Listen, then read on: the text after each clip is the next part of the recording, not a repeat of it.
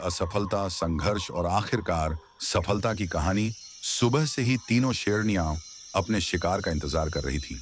खामोश निगाहें, तेज प्रवृत्ति, खाली पेट के विशाल घास के मैदान शांत दिखाई दे रहे थे, लेकिन शिकार की शुरुआत हो चुकी थी। हम कुछ देर वहीं रुके रहे। अचानक एक शेरनी की नजर पास खड़े एक झेब्रा पर पड़ी। पल भर में वह उसकी ओर झपटी।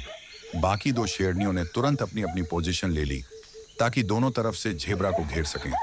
सब कुछ बिल्कुल परफेक्ट लग रहा था, तेज, संगठित और घातक। लेकिन झेब्रा बेहद चतुर था। खतरे को भांपते ही वह घनी झाड़ियों में घुस गया और आंखों से ओझल हो गया। शिकार असफल हो गया। कुछ क्षणों के लिए जंगल फिर से शांत हो गया। शेरनियां भारी सांसें लेते हुए अपनी आंखों के सामने मौका निकलता देखती रहीं, लेकिन प्रकृति ने कुछ और ही तय कर रखा था। कुछ ही मिनटों बाद असली जंग शुरू हुई। घनी झाड़ियों से अचानक एक बड़ा वारतौर पूरी ताकत से भागता हुआ बाहर निकला। एक शेरनी उसके पीछे दौड़ रही थी, जबकि दूसरी पहले से सामने रास्ता रोककर खड़ी थी। जैसे ही वारथॉग की रफ्तार थोड़ी कम हुई, पीछे वाली शेरनी ने उसे पकड़ लिया। वारथॉग ने पूरी ताकत से खुद को छुड़ाने की कोशिश की। डर और दर्द से भरी उसकी भारी आवाजें पूरे जंगल में गूंज रही थीं। वह लगभग 5 मीटर तक खुद को घसीटता रहा। उसी समय तीसरी शेरनी भी पहुंच गई।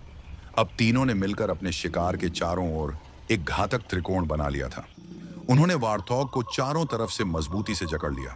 जैसे ही वारथॉग दर्द और डर से चीखने लगा, अचानक हर दिशा से लगभग 20 से 25 लकड़बग्घे वहां इकट्ठा हो गए। कुछ ही पलों पहले शांत दिखने वाला मसाई मारा अब चीखों, हलचल और अफरा तफरी से भर चुका था। हम सचमुच डर गए थे। भूखी शेरनियां ऐसे टूट पड़ी मानो कई दिनों बाद उन्हें खाना मिला हो। मांस, खून, धूल और संघर्ष, हर तरफ बस वही दिखाई दे रहा था। वे शरीर के हिस्सों को नोच नोच कर खा रही थीं, जबकि आंतें इधर उधर फेंकी जा रही थीं। सबसे भयावह बात यह थी कि लगभग 40% शरीर खा लिए जाने के बाद भी वारथॉग जिंदा था। उसके अगले पैर अब भी हिल रहे थे, जैसे वह मौत से नहीं बल्कि दर्द से भागना चाहता हो। शेरनियों के मुंह खून से पूरी तरह लाल हो चुके थे। आखिरकार वारथॉग की हरकतें बंद हो गईं। उसका संघर्ष समाप्त हो चुका था।